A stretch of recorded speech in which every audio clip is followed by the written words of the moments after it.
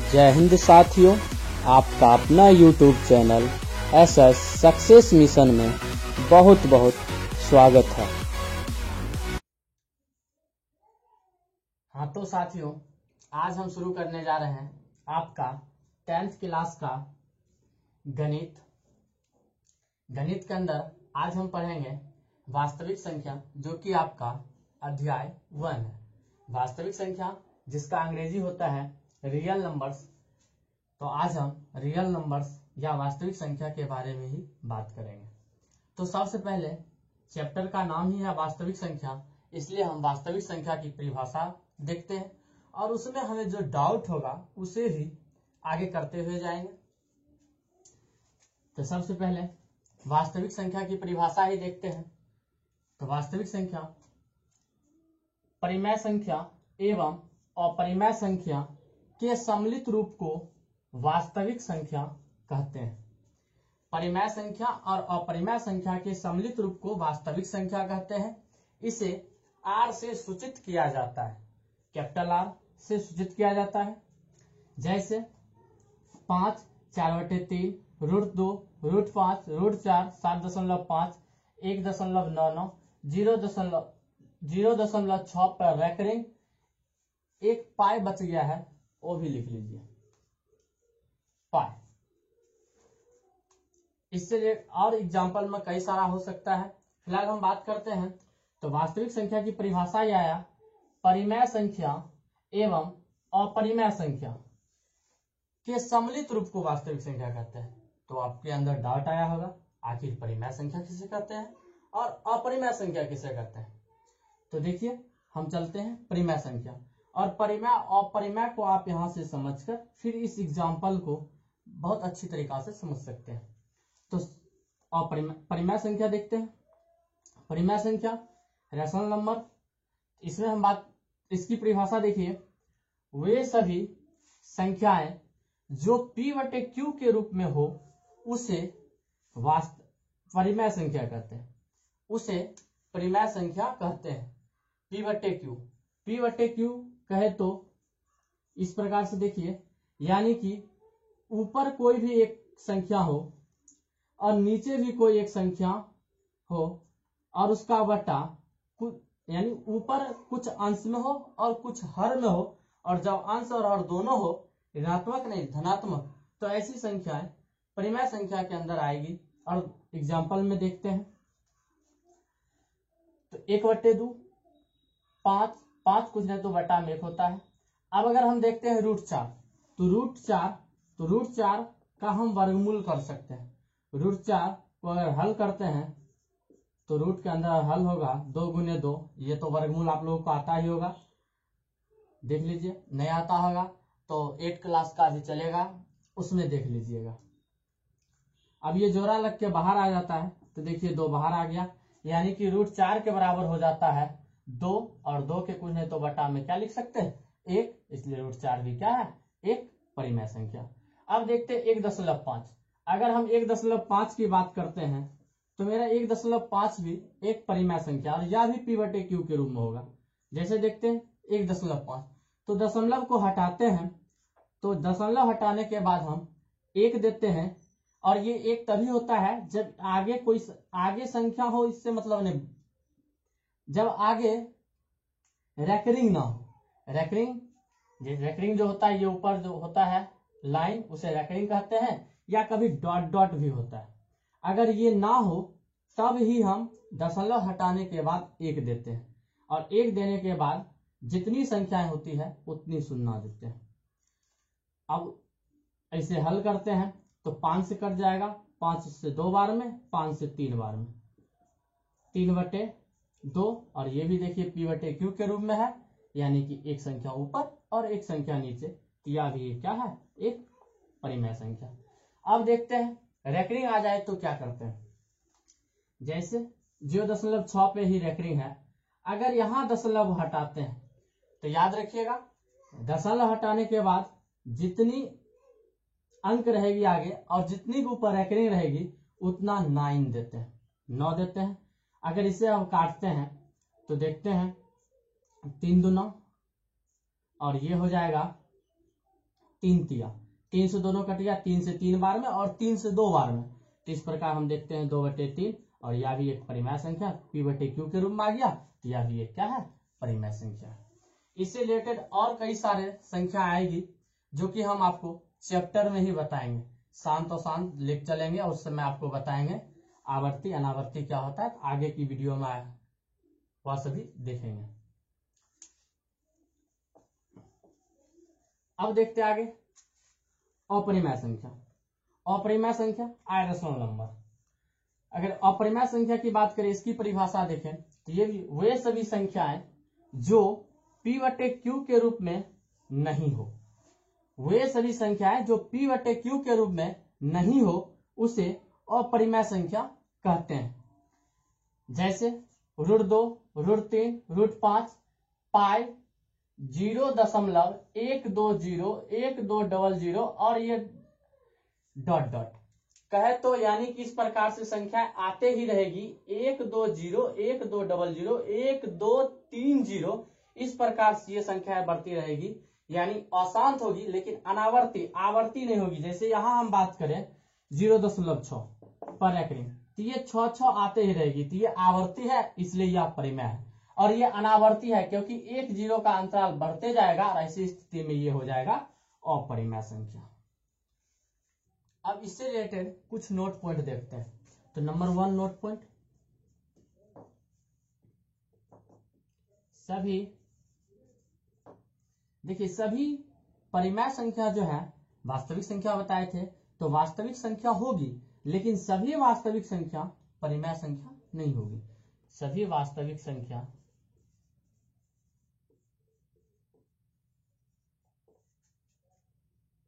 परिमेय संख्या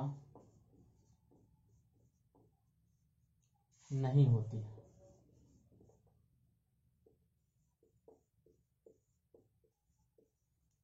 जैसे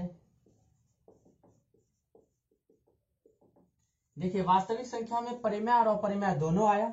यदि हम यहां देखते अपरिमेय संख्या, तो अपरिमेय वास्तविक तो होगी लेकिन परिमेय नहीं होगी, इसलिए इसका एग्जाम्पल में जितना भी अपरिमेय संख्या सभी आ जाएगा।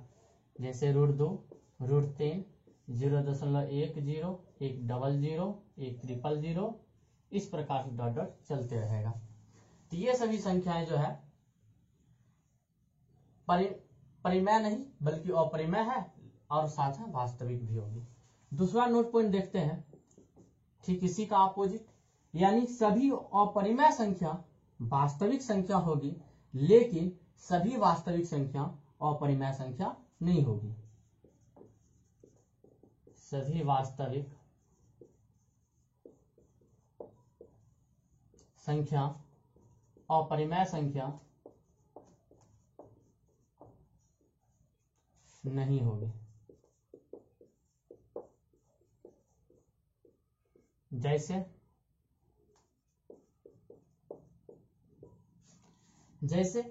तो सभी वास्तविक अपरिमेय नहीं होगी, तो परिमेय भी एक वास्तविक संख्या ही है लेकिन यह अपरिमेय संख्या नहीं है। इसका एग्जांपल सभी के सभी परिमेय संख्या आ जाएगा। जैसे 1/2, 5, 3/2 इत्यादि।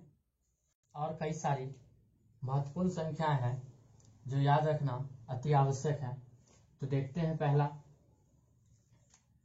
पूर्णांक संख्याएं, इंटीजर नंबर। पूर्णांक संख्याएं की परिभाषा है धनात्मक संख्या, ऋणात्मक संख्या एवं शून्य के सम्मिलित रूप को पूर्णांक संख्या कहते हैं।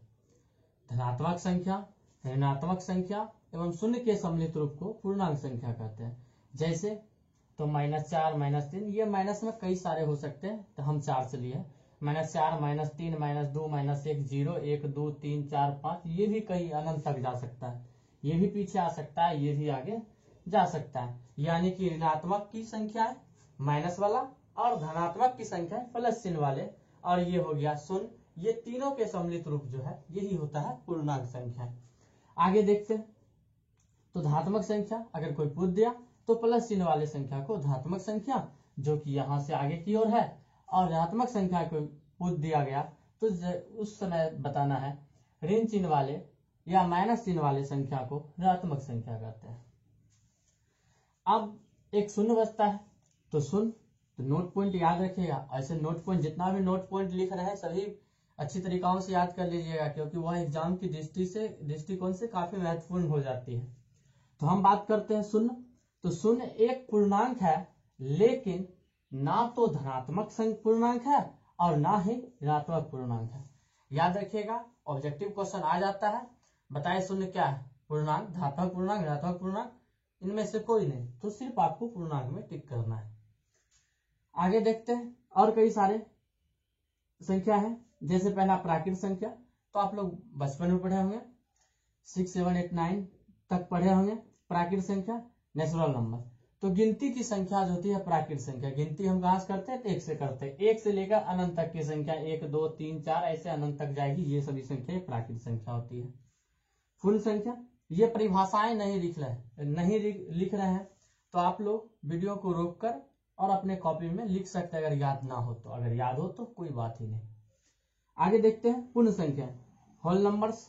अगर इसकी परिभाषाएं की बात करते हैं, तो प्राकृत संख्या जो है, इसी के पहले शून्य लगा देने पर जो संख्या बन जाता है उसे पूर्ण संख्या कहते हैं। जैसे प्राकृत संख्या आगे है और पहले शून्य लगा दी, यानी शून्य से लेकर अनंत तक की संख्याएं जो होगी पूर्ण संख्याएं होगी। अब बात करते हैं आगे सम संख्या। सम संख्या इवन नंबर्स।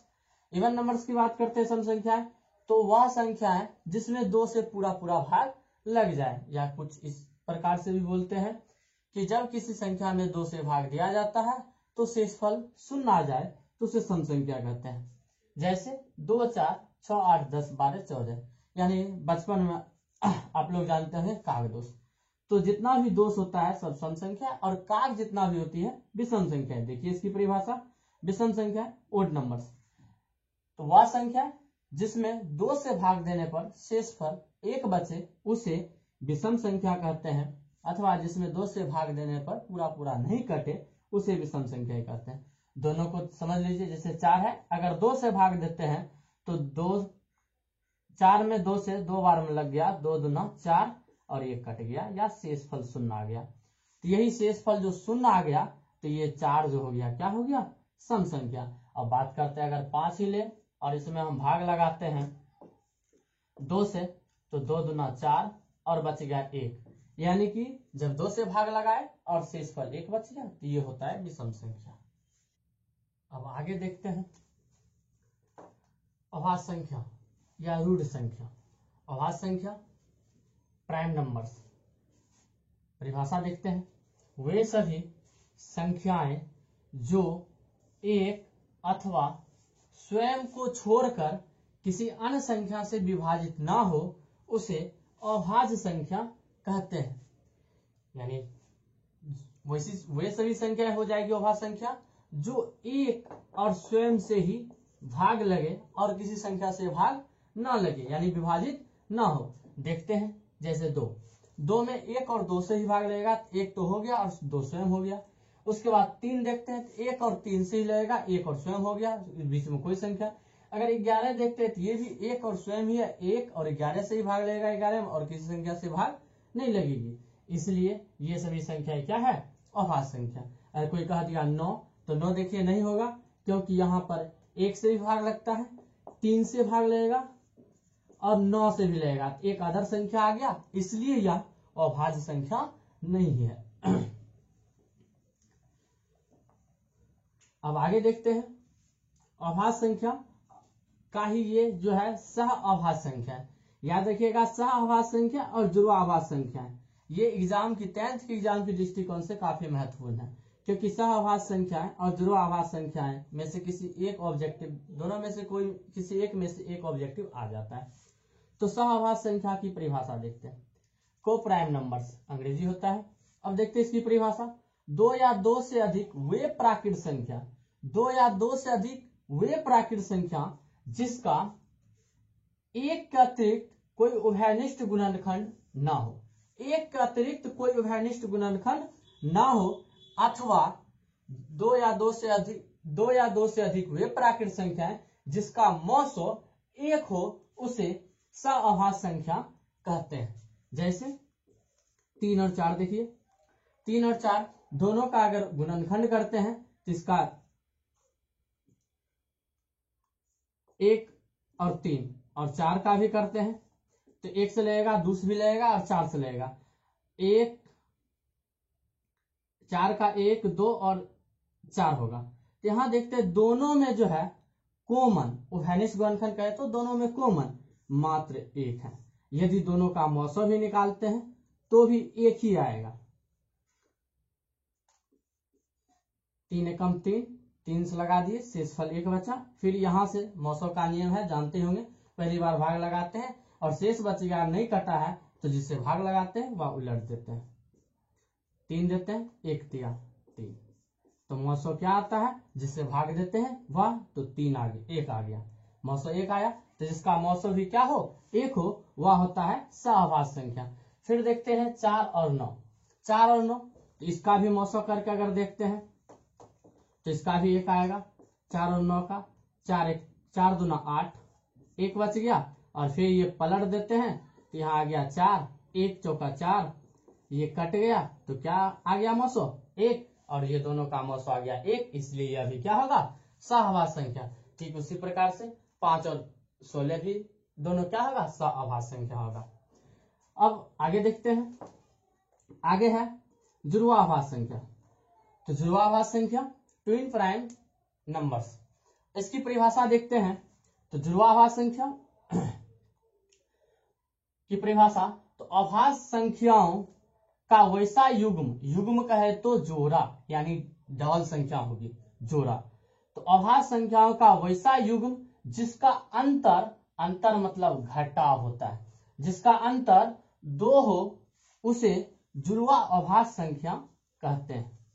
जैसे समझते हैं 5 और 7, याद रखिएगा, जुड़वा अभाज्य संख्या में अभाज्य संख्याओं का ही युग्म होगा, यानी जो 2 संख्याओं का जोड़ा होगा दोनों अभाज्य संख्या होगा।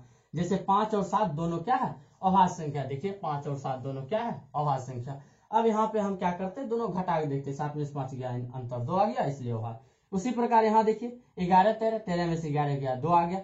17 19, 19 में से 17 गया, 2 आ गया। 29 31, 31 में 29 गया तो कितना बच गया, 2 बच गया। और ये सभी क्या हो जाएगा, जुड़वा अभाज्य संख्या। अब कभी कभी फंसाने के लिए क्वेश्चन इस प्रकार देता है, बताए 7 और 9 क्या है, जुड़वा अभाज्य संख्या है या नहीं। और कई सारे स्टूडेंट देखे और सीधा लगा देते हैं हाँ है, क्योंकि अंतर तो 2 आ रहा है। लेकिन आपको परिभाषा के हिसाब से चलना है कि दोनों संख्या कौन सा होना चाहिए, यानी संख्याओं का युग्म कैसा होना चाहिए, अभाज्य संख्याओं का। और यहाँ 9 क्या है, भाज्य संख्या है, इसलिए यह जुड़वा अभाज्य संख्या नहीं है। अब अंत का मात्र एक भाज्य या यौगिक संख्याएं बची है, देखते हैं इसका परिभाषा। इसका अंग्रेजी होता है कंपोजिट नंबर्स। तो परिभाषा देखते हैं, वे सभी संख्याएं जिसका गुणनखंड 2 से अधिक संख्या हो उसे भाज्य संख्या कहते हैं।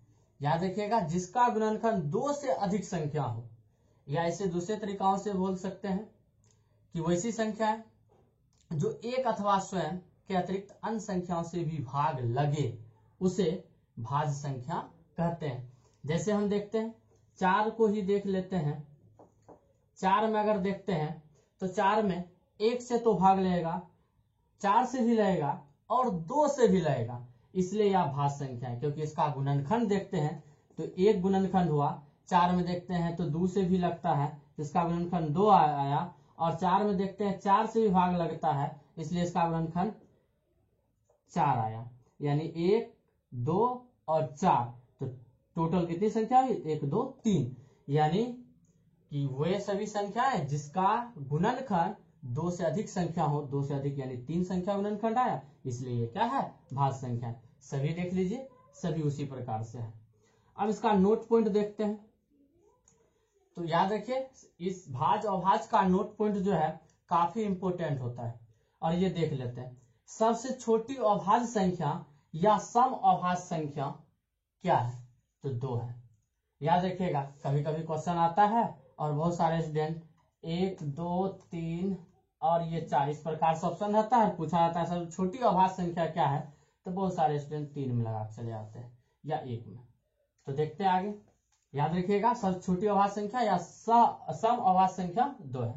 उसके बाद सबसे छोटी भाज्य संख्या क्या है, तो सबसे छोटी भाज्य संख्या 4 है, याद रखिएगा।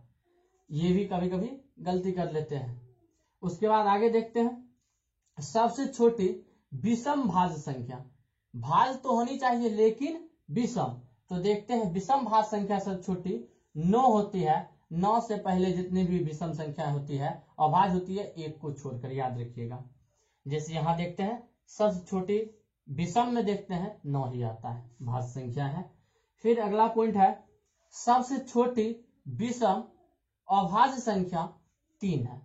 अभाज्य संख्या तो एक अथवा स्वयं को छोटी संख्या से भाग ना लगे, जैसे 2, 3, 5 ऐसे बताए थे। सबसे छोटी विषम अभाज्य संख्या जो है 3 है। वीडियो देखने के लिए बहुत बहुत धन्यवाद।